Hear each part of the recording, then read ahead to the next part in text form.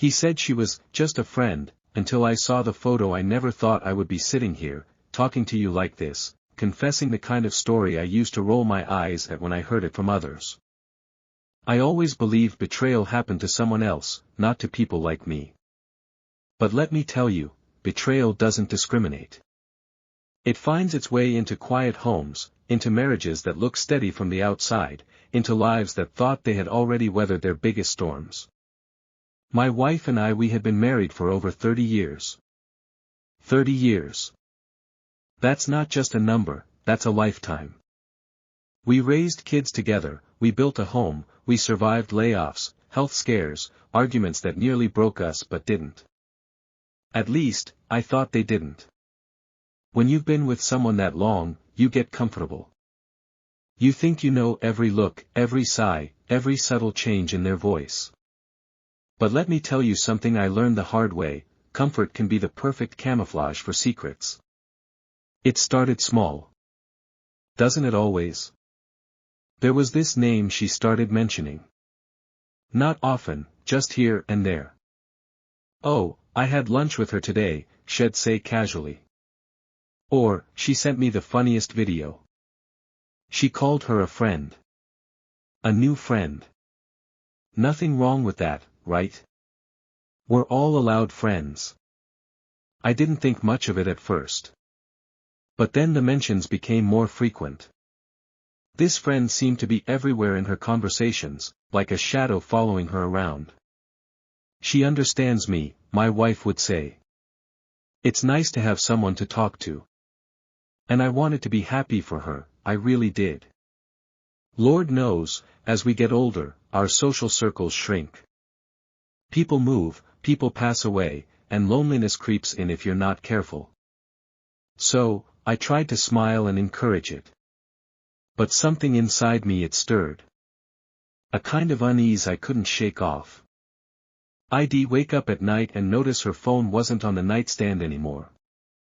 Or she'd step outside for a call, whispering like a teenager hiding something from her parents.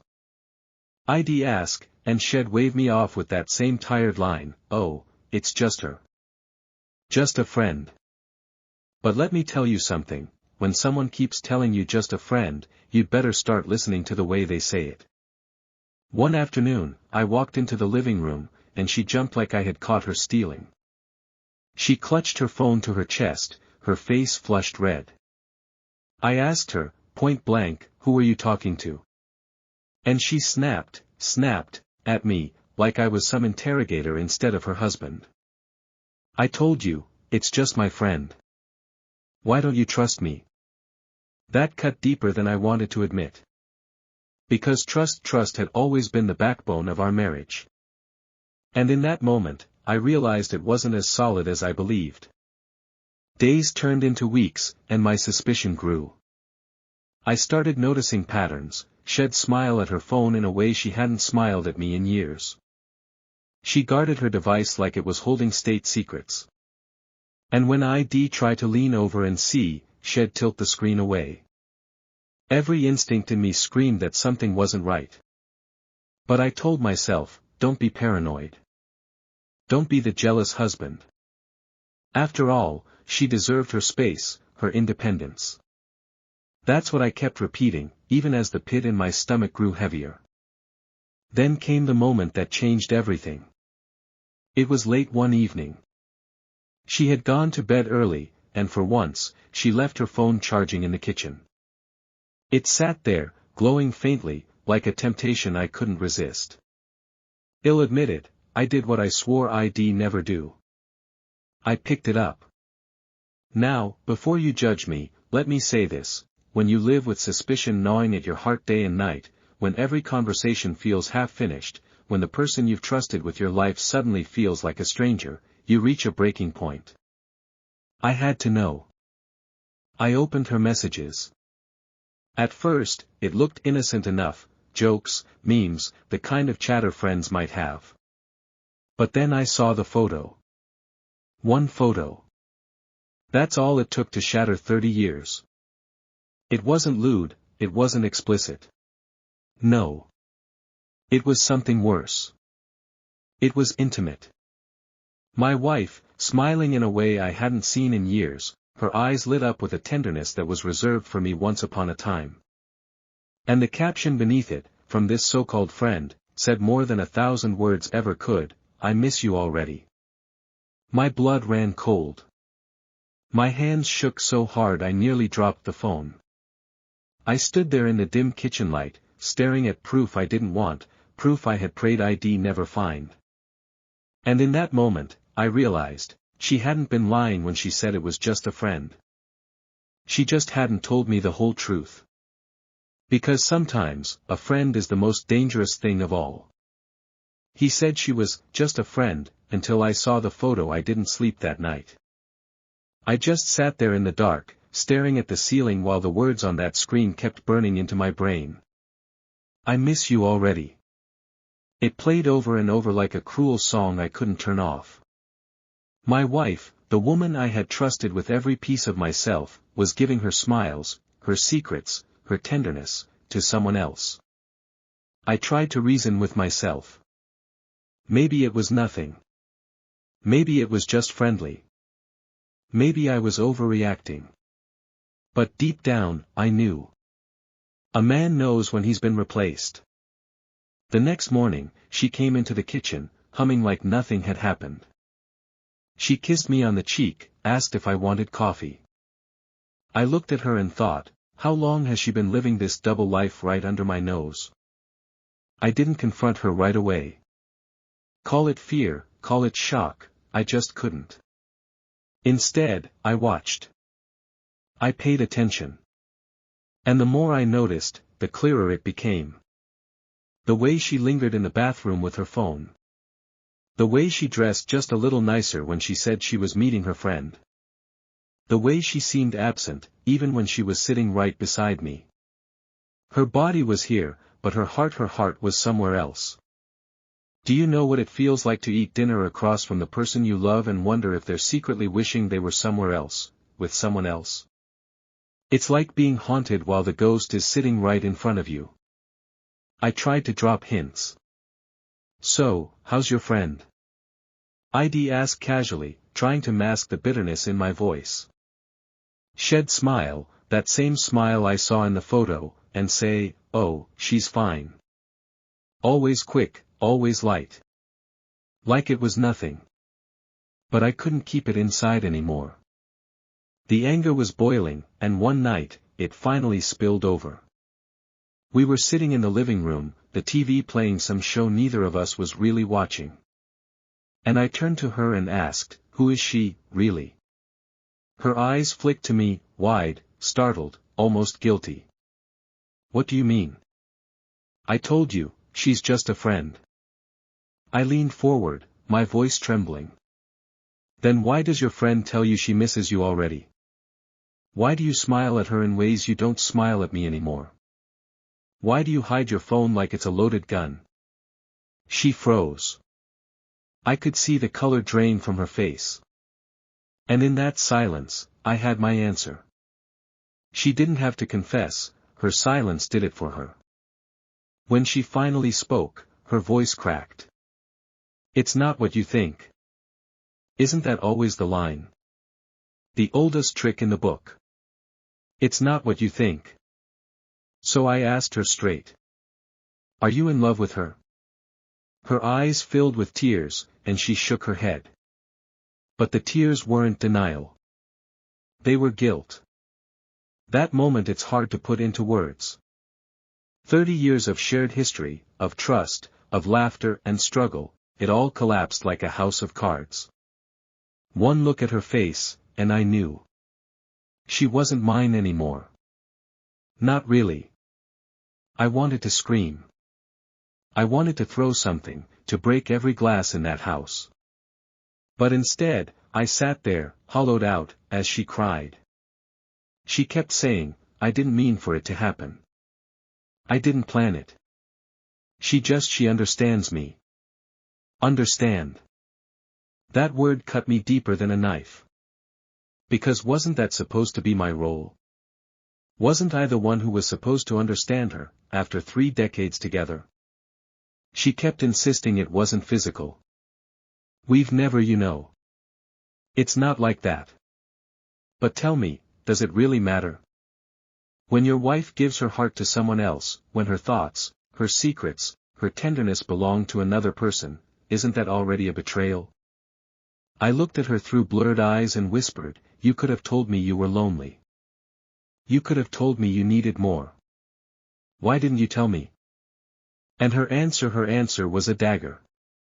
Because I didn't want to hurt you. Didn't want to hurt me.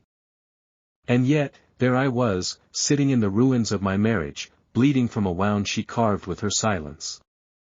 The days that followed were hell. We walked around the house like strangers, avoiding each other's eyes, tiptoeing around the truth. I couldn't eat, couldn't sleep. Every time I closed my eyes, I saw that photo. Every time she smiled at her phone, I died a little more inside. I found myself questioning everything. Was our whole marriage a lie? Had she been unhappy for years without me seeing it? Was I blind, or did she just get better at hiding it? I tried talking to friends, but how do you even explain something like this? Most of them wouldn't understand. They'd say, at least it's not another man. As if betrayal hurts less depending on the gender of the person they betray you with. Let me tell you, pain doesn't care about that. Betrayal cuts the same, no matter who's holding the knife. And the worst part? Part of me still loved her. That's the cruelest twist of all. Even as I sat there, broken, I looked at her and remembered the girl I married. The one who laughed with me under the stars, who held my hand in hospital waiting rooms, who whispered promises we thought were unbreakable. I wanted to hate her. God, I wanted to. But love doesn't disappear just because trust does. And so, I found myself standing at a crossroads I never thought I'd face after 30 years of marriage. Do I fight for her, or do I walk away? He said she was just a friend, until I saw the photo. The days turned into weeks, and still, I walked around my own home feeling like a guest. The woman I had built a life with was still there, cooking, cleaning, laughing with the kids on the phone, but she wasn't really there. Not with me. Not in the way that mattered. And the silence between us, it was unbearable. People think fighting is the worst part of marriage. No. Fighting means you still care enough to yell, to demand, to argue. Silence is worse. Silence is when you've both retreated so far into your corners that the distance itself becomes the loudest thing in the room. I tried, Lord knows I tried. One night, I asked her, do you want to save this? Do you want to save us? She stared at her hands for the longest time before answering. I don't know. Those 3 words gutted me. Because after 30 years, shouldn't the answer have been immediate? Shouldn't it have been yes, of course? Instead, all she had for me was uncertainty. I suggested counseling. She agreed, half-heartedly. We went. We sat in that office, 2 strangers dissecting our marriage while a third person scribbled notes. She said she never stopped loving me. She said what she found with her friend wasn't about replacing me, it was about finding a piece of herself she thought she had lost. Do you know how hard it is to sit there and hear your wife explain that someone else makes her feel alive? That someone else sees her in a way you apparently don't anymore. I kept waiting for anger to carry me out of that room, but instead, what I felt was something far worse, grief. Because betrayal isn't just about what they did, it's about what you lost. And I lost the version of us that I thought was unbreakable. One evening, I sat on the porch alone, the sun setting over the yard we had worked on together for years. I thought about all the memories buried in that soil, barbecues, birthdays, laughter echoing through summer nights. And it hit me, no matter what happened next, we could never go back. That innocence, that trust, was gone. So I asked myself the hardest question I've ever faced, do I stay with someone who shattered me, or do I walk away from the life we built? And the answer didn't come easily. It came slowly, through nights of tears and mornings of emptiness. But it came. I realized I couldn't live the rest of my life wondering every time she smiled at her phone, every time she went out, every time she said the word friend. Trust, once broken, isn't easily rebuilt. And without trust, a marriage is just a contract, not a partnership. So, one morning, I told her. I can't do this anymore. Her eyes filled with tears, but she didn't fight me. Maybe because deep down, she knew it too. Our story had ended long before I found that photo. That picture wasn't the cause, it was just the proof. I packed a bag, and as I walked out the door, I thought about how people always imagine betrayal ends in rage, in slammed doors, in shouting. But sometimes, it ends quietly. With a bag over your shoulder, with a tired heart, with the sound of your own footsteps leaving behind 30 years of love and 30 years of lies. And here I am now, telling this story. Because I know I'm not the only one. Maybe you've been there. Maybe you've stared at someone you thought you knew and realized they were already gone. Betrayal changes you. It doesn't just break your heart, it changes the way you see trust, the way you see love, the way you see yourself. I still don't have all the answers. I don't know if she's still with that friend. I don't even know if I want to know. All I know is, I deserve more than half-truths and secrets whispered in the dark. And so do you. And now I'll leave you with this question: if you discovered your spouse was giving their love and attention to someone else, not physically, but emotionally, would you consider that cheating? And more importantly, would you stay, or would you walk away?